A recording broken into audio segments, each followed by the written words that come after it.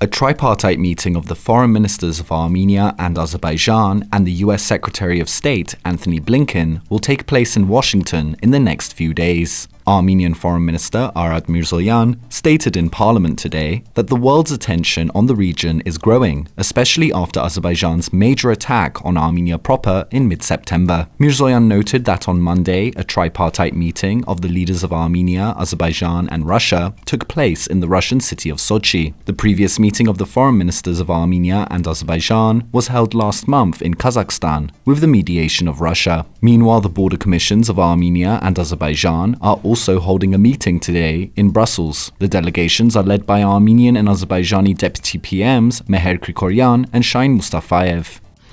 And Russian Foreign Ministry spokesperson Maria Zakharova said in response to a reporter's question that Moscow prefers to use the term route instead of corridor to describe a possible road connecting mainland Azerbaijan with its exclave of Nakhichevan through Armenia. Zakharova added that the eventual opening of regional transport links were discussed at the Sochi summit last week between Pashinyan, Aliyev and Putin, and that work continues in that direction. Armenian officials have consistently stated that no corridor will be established through Armenia, and that any routes will fall under the jurisdiction of the country they pass through. Meanwhile, Azerbaijani officials repeatedly refer to a future transport link through Armenia as the Zangezur corridor, language that implies Baku would have some form of control over the route.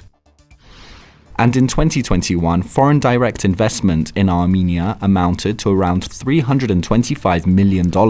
About a third of the total investments came from the Eurasian Economic Union countries, including Russia. According to Economy Minister Vahan Kerobyan, in the first half of 2022, foreign direct investment amounted to over $190 million, with 75% of total investments hailing from Russia and other EEU countries. Kerobyan added that in the first 8 months of 2022, Armenia's trade turnover with the Eurasian Economic Union countries increased by 74% compared to the same period last year. Moreover, exports had doubled compared to the same period of time, while imports from the EEU countries also increased by over 58%. Aside from Armenia and Russia, Belarus, Kazakhstan and Kyrgyzstan are also members.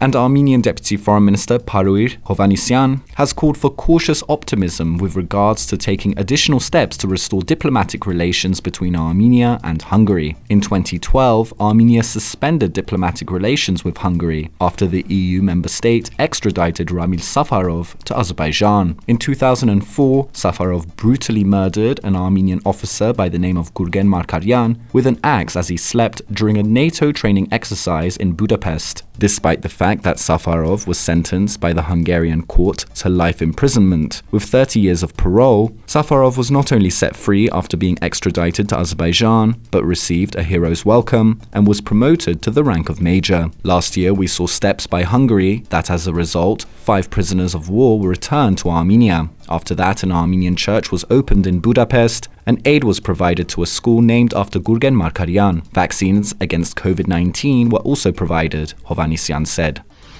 And on November 15th, the French Senate will discuss a resolution calling for sanctions against Azerbaijan and the immediate withdrawal of Azerbaijani troops from Armenian territory. The draft of the resolution published on the Senate website would condemn Azerbaijan's military aggression in the area of the former Lachin corridor in early August and in the eastern regions of Armenia in September. Azerbaijan's authorities and all their partners in the region, particularly Turkey, will be called upon to respect the territorial integrity, sovereignty and independence of Armenia in the future. The French Senate will call for the immediate release and return of all Armenian prisoners of war and other Armenians detained in Azerbaijan. The Senate may also invite the French government to discuss the possibility of creating a humanitarian office in Nagorno-Karabakh.